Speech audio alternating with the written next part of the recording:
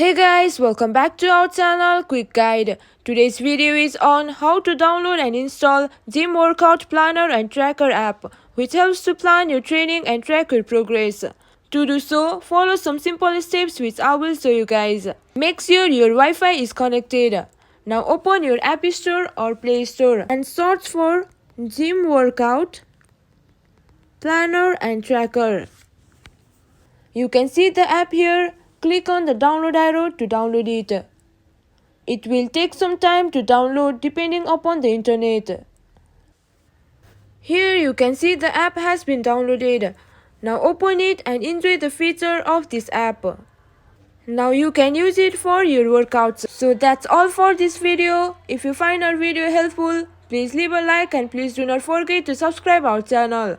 And also hit the bell icon for our latest videos and drop a comment for reviews and more content like this. I will see you guys again in our next video. Thank you for watching.